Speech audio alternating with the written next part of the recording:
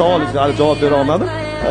Uylanish temasi menga ko'proq hozirgi zamondan kelib chiqadigan bo'lsa, hozirgi ayollar ko'pidan kelib chiqadigan bo'lsa, menga lutchi bittasi bilan kontrakt qilib 2-3 ta farzand menga tug'ib berasiz, xonasi pulingizni beraman.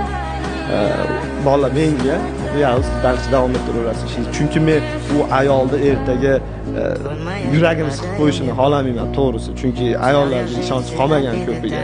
Endi bordir yaxshilari, bilmayman. Lekin ertaga u bilan mana shu billa ketib, жизненный putizda shu nimadir parod qilib qo'ysa, bunaqa udar menga kerak emas. Spokойно yashash kerak, maqsadlar uchun harakat qilish kerak, faqat ota-ona uchun. Yana bilmadim. Xudo biladi.